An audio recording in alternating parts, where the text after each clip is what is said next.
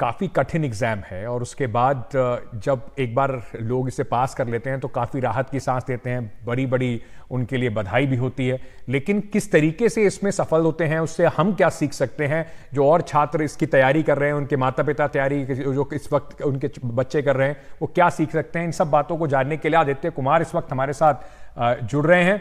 आदित्य कुमार की चौथी रैंक आई है IIT JEE में।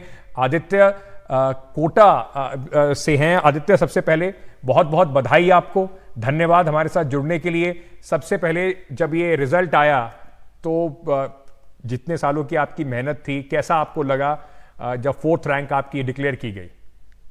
मतलब काफी खुशी का फीलिंग था। तो सब पेरेंट्स तो थे ही, सब मतलब मम्मी तो है ही, फिर पापा, फिर चाचू, बाकी अपने रिलेटिव्स के कॉल्स और दोस्तों से बात कर रहे थे। मतलब फीलिंग काफी अच्छी।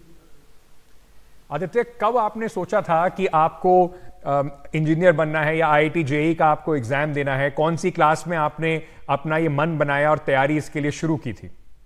मैं कह सकता हूँ ये डिसीजन मैंने 9th के मिड पे कंफर्म कर दिया था कि मैं जेई को परस्यू करूंगा। और तभी से आपने इसकी तैयारी शुरू कर दी थी?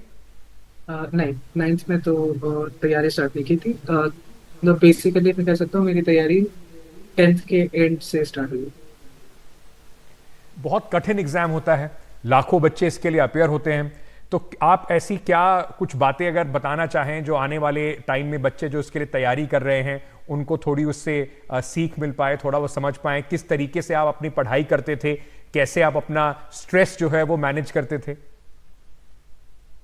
तो सबसे पहले तो ये समझना जरूरी है कि भले ही लास्ट के कुछ महीने में बस लगे कि हाँ कुछ महीने हैं, जैसे अभी है, जैसे मेंस जस्ट के यहाँ एडवांस आ रहा है, लेकिन ये बहुत सबसे पहले समझना जरूरी है कि एक रेस नहीं है, मतलब एक मैराथन है, स्प्रिंट नहीं है। तो आपको इस पूरे प्रोसेस में हमेशा कंसिस्टेंसी दिखानी पड़ेगी। जब आप जेई का टारगेट लेते हैं तो उसमें कंसिस्टेंटली उस पर एफर्ट डालना, अपने हर क्लास में ध्यान देना, सब्जेक्ट की इंट्रिकेसीज को समझना, अपने डाउट्स क्लैरिफाई करवाना, ये सारे पे तो सबसे ज़्यादा ध्यान देना चाहिए। इसके अलावा एक जो प्रॉब्लम ऑफन स्टूडेंट्स फेस करते हैं वो है कि कॉन्फिडेंस हार जाते हैं। अब बीच में अगर आप किसी भी टास्क को बीच में छोड़ते हैं तो पहली बात ऐसा होना नहीं चाहिए।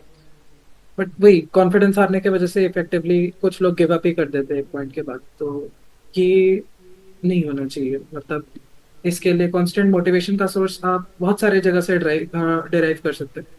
जैसे एक तो खुद का इंटरनल ड्राइव होता है परफॉर्मेंस का, कि आप अचीव कुछ, आपने कुछ गोल लिया था, आप उसे अचीव करना चाहते हैं तो आप उस पर काम करेंगे। इसके अलावा कभी कभार अप्स एंड डाउन आते हैं, कुछ टेस्ट टफ आते हैं, कहीं पे मार्क्स गिरते हैं, कहीं पे रैंक गिरते हैं, ऊपर नीचे तो होते ही रहते हैं। लेकिन इससे हमें बस इतनी सी सीख लेनी चाहिए कि ये हमें ये दिखाता है कि हम कहाँ पे चूक रहे हैं और अभी हमें और कितना पढ़ने के लिए बचा है और कितना जानने के लिए बचा है, और हम और कहाँ कहाँ अपने विचार और थॉट प्रोसेस को सुधार सकते हैं। तो यहाँ से जी। Instead of taking this as some sort of negative message, बस इसको अपने परफॉर्मेंस इंप्रूव करने के लिए, अपने आप को और ड्राइव करने के लिए इसको लेना चाहिए। आदित्य, क्योंकि हमने देखा अक्सर पेरेंट्स का भी बड़ा दबाव होता है कि तुमको ये करना ही करना है, क्या आपके साथ भी ऐसा कभी रहा? और अगर जो आपने बताया कि एक कांस्टेंट मोटिवेशन और ड्राइव चाहिए होती है, तो पढ़ाई के अलावा भी आप ऐसी क्या चीज़ें करते थे जिससे कि थोड़ा सा आपको रिलैक्स आप कर पाएं, मोटिवेशन आपकी बनी रहे? तो मतलब दबाव वाले पर्सपेक्टिव से बात करूँ तो मेरे पर उस तरह का दबाव कभी नहीं रहा। मतलब मम्मी और पापा हमेशा, इवन चाचू भी मेरे, वो भी क्लोज, तो हमेशा सपोर्टिव रहे हैं। मतलब मेरे डिसीजंस को समझते हैं। मतलब मैं अगर उनसे बात करना चाहता हूँ तो वो पहले मेरी बात सुनते हैं, मुझे अपनी बात रखने देते हैं, फिर उसके जी। बाद जो उनको बोलना होता है वो जो गाइडेंस है, जो एडवाइस देनी होती है वो देते हैं।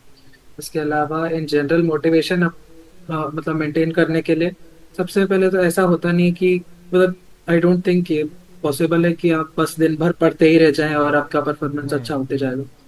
तो आपको नेचुरल है, मतलब एक सर्टेन लेवल के बाद दिमाग फटीग फील करता है, तो ब्रेक्स चाहिए होते हैं, रिक्रिएशन चाहिए होता है। तो रिक्रिएशन के लिए अगर मैं पर्सनली बोलूँ तो मैं जनरली नीचे जाके अपने दोस्तों के साथ बैडमिंटन खेल लेता था। और अगर दोस्त अवेलेबल नहीं है तो ऐसे ही सीढ़ियों से ऊपर नीचे भाग दौड़ लेता था। और फिर रात में कभी कभार वॉक पे जाता था। तो मतलब मेरा पर्सनल इंटरेस्ट है एस्ट्रोनॉमी में। तो वही कॉन्स्टेलेशंस को समझना और उनको देखना, इसके जी। अलावा फिर ड्राइंग बनाना या गाने सुन लेना, इस तरह की चीज़ें करता था अपने दिमाग को मतलब पढ़ाई से दूर करने के लिए।